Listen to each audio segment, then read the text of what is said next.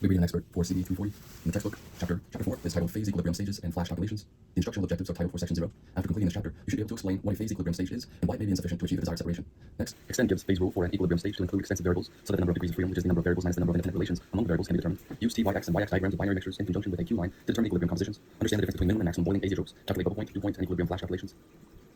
Use triangular phase diagrams for ternary systems with component material balances to determine equilibrium compositions of liquid-liquid mixtures. Use distribution coefficients with component material balance equations to calculate liquid-liquid phase equilibria for multi-component systems. Use equilibrium diagrams together with material balances to determine amounts and compositions for solid fluid systems, sublimation, desublimation, and absorption, and for gas absorption in liquids. When separations require phase creation or phase addition, as in figure 1.6, A and B, two questions are pertinent. What's the temperature, pressure, and composition of the phase equilibrium? And how long does it take to closely approach equilibrium? The first question is answered by thermodynamics, the second by the rates of diffusion and chemical kinetics. Thermodynamic equilibrium includes both phase, physical equilibrium, and reaction chemical equilibrium. This textbook considers, with few exceptions, only physical equilibrium. Possible chemical reactions are, in most cases, assumed to be too slow to occur during the interval that mixtures are being separated. This assumption is not an important limitation because, with the exception of ionic reactions in aqueous phases or catalyzed chemical reactions, chemical reaction rates are much slower than mass transfer rates. This chapter describes separations by phase creation and phase addition in a single equilibrium stage step, as illustrated by separation operations in table 1.1 and 1.2.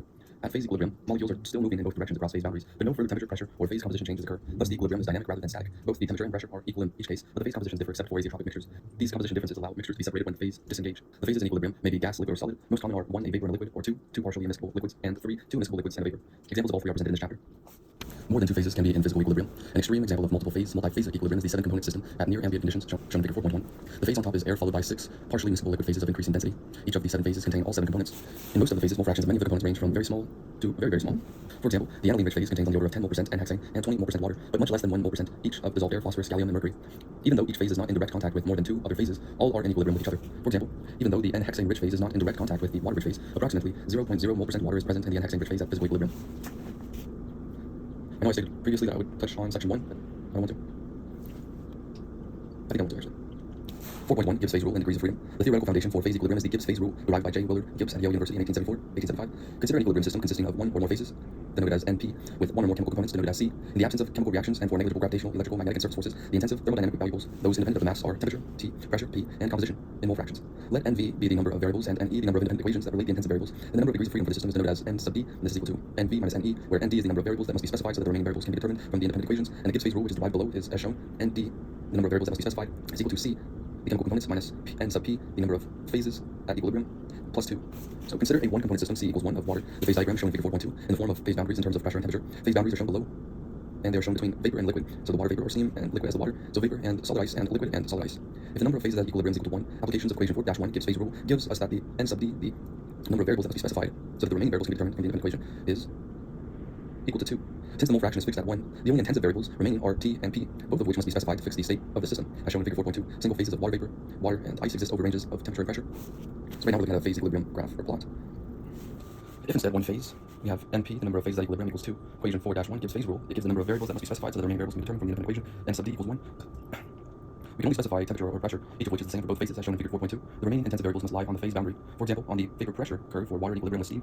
Finally, if we let the number of phases, N sub P, equal 3, and the number of variables that must be specified, N sub D, equals 0, and both temperature and pressure are fixed for all 3 phases, resulting in a unique triple point shown in figure 4.2. The application of Gibbs phase rule, equation 4-1, to binary and multi-component systems is elaborated in the remaining sections of this chapter. After the following derivation of the Gibbs phase rule, the number of intensive thermodynamic variables in multi-phase component system is N sub V equals N sub P times C plus 2, this is equation 4-2, where N sub V is the number of variables, N sub P is the number of phases at equilibrium, C is the number of components, chemical components. So this is equation 4-2, where N sub P times C equals the number of composition variables. The number of independent equations is given by equation 4-3. N sub E is the number of independent equations equals the number of phases at equilibrium, N sub P plus C plus 2 times NP minus 1. Where the first term on the right-hand side of the equation, N sub P, refers to the requirement that the mole fractions in each phase must sum to 1. For example, if the phase is in a vapor, equation 4-4 holds. If the phase is in a liquid, equation 4-3 holds. The second term on the right-hand side of the equation accounts for phase equilibrium for C plus 2 conditions, namely C chemical components, temperature, and pressure.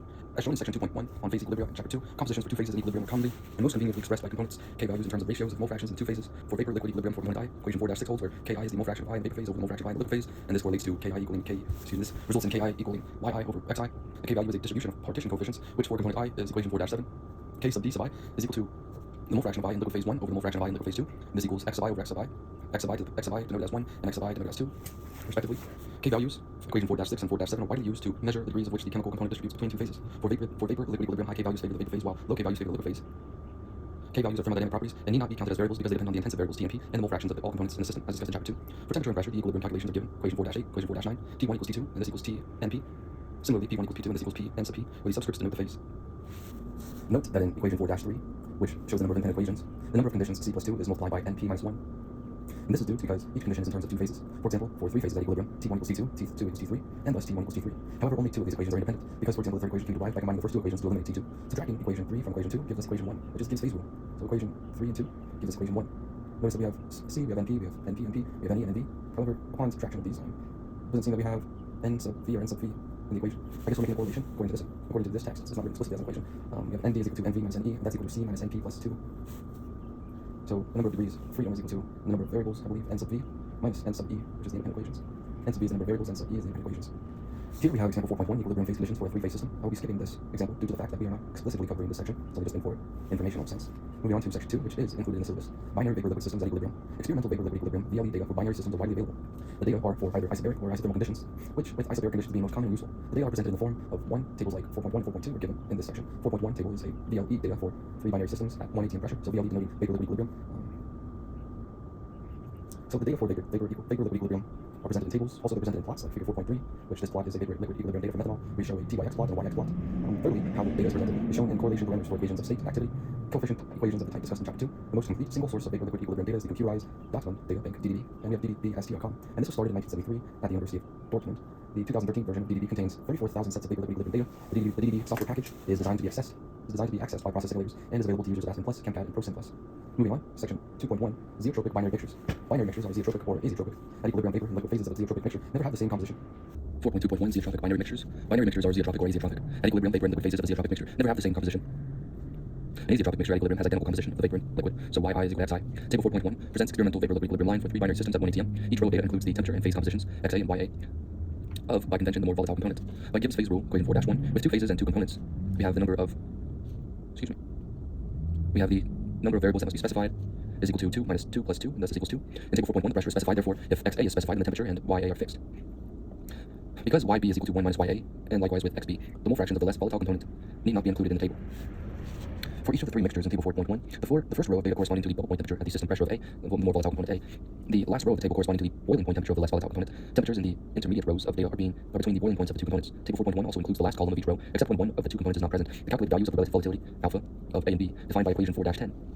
And equation 4-10 gives us information and is written explicitly in terms of Ka and Kb. And remember, Ka and Kb can be written in terms of mole fraction of the liquid and mole fraction of the gas. The relative volatility of a binary mixture, so alpha AB, is a thermodynamic separation index that is a measure of the degrees of difficulty for the separation of a more volatile component from a less volatile component by the three separation operations in table 1.1. So we have partial vaporization of the mixture when a liquid, we have partial condensation of the mixture when a vapor, and multi-stage distillation. For a mixture, we have the relative volatility as a function of pressure, temperature, and phase composition. And I believe this is the case because the mole fractions in the vapor liquid is dependent on pressure, temperature. For the water glycerol system in table 4.1a, the difference in boiling points is 190 degrees Celsius. Accordingly, the relative volatility values are very high, and the separation of a single equilibrium state with operations 1 or 2 in table 1.1 may be sufficient. Industrially, the separation is often conducted in an evaporator, which produces a nearly pure water vapor and a solute-rich liquid. For example, as seen in table 4.1a at 1 atm and 207 degrees Celsius. 207 degrees Celsius, not supposed to say and. A vapor of 98 mole% water is in equilibrium with a liquid containing more than 90 mole% glycerol. For the methanol water system in table 4.1b, the difference in boiling points is 35.5 degrees Celsius, and the relative volatility values are more than an order of magnitude lower than for the water glycerol system. A suitable separation cannot be made with a single equilibrium stage. Typically, a 3-stage distillation column is required to obtain a 99 mole% methanol distillate and 98 mole% water bottoms. For the paraxylene and metaxylene isomer system in table 4.1c, the boiling point difference is only 0.723 degrees Celsius, and the relative volatility is very close to 1, meaning and indicating that it's favoring vapor phase, making separation by distillation economically impractical because about 1,000 stages would be required to produce nearly pure products.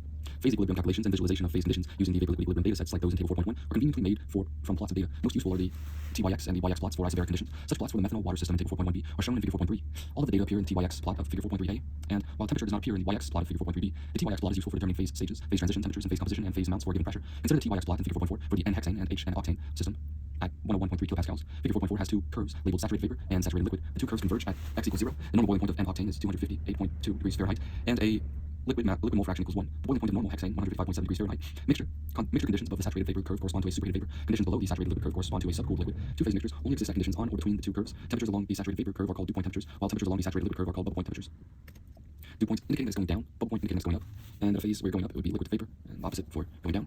Consider a mixture of 30 mole% hydrogen at 150 degrees Fahrenheit at point A in figure 4.4. Point A is a subcooled liquid. When the mixture is heated at 1 atm, it remains a liquid until a temperature of 210 degrees Fahrenheit. Point B is reached. This is the bubble point, where the first bubble of vapor appears. The bubble is a saturated vapor in equilibrium with the liquid at the same temperature. The composition of the bubble is determined by following a dashed tie line, BC, from the liquid mole fraction equals 0.3 to the the gas mole fraction 0.7. This tie line is horizontal because the phase temperatures are equal. If the temperature of the mixture at point B is increased to point E at 225 degrees Fahrenheit, two distinct phases are at equilibrium. From horizontal timeline DEF, the mole fraction of H in the liquid phase decreases to 0.17 because it is more volatile than O and preferentially vaporizes, and the mole fraction of hydrogen in the vapor phase increases to 0.55. It's important to note that throughout the two-phase region, the equilibrium vapor is at its dew point, and the equilibrium liquid is at its bubble point. Of course, the overall composition of the two phases remains at a mole fraction 0.3 for hexane. At point E, the relative molar amounts of the vapor and liquid phases are determined by the inverse lever arm rule using the lengths of the line segments DE and EF. In figure 4.4, the molar ratio V over L is equal to DE over EF. When the temperature, so V over L is equal to DE, V over L, which would mean that V is equal to DE. So DE means the vapor, EF means the liquid. So this is the inverse lever arm rule, simply indicating that even though the saturated liquid is to the left, we're using the line from the right to indicate the saturated liquid. Simply this is telling us that this is how much saturated liquid we have left of the initial point in time in which we're taking measurements. When the temperature is increased to 245 degrees Fahrenheit, point G, the dew line for gas of hydrogen is 0.3. It's reached where the last droplet of liquid vapor evaporates. An increase in temperature at point H is at 275 degrees Fahrenheit and gives a superheated vapor with Y, the gas mole fraction, equal to 0.3. Constant pressure, YX plots like figure 4.3b, are useful because the vapor and liquid compositions are points on the equilibrium curve. Such plots usually include a 45-degree reference line, Y equals X. The YX plot of figure 4.5 for HO is at 1 atm is convenient for determining compositions as a function of mole percent vaporization by geometric constructions.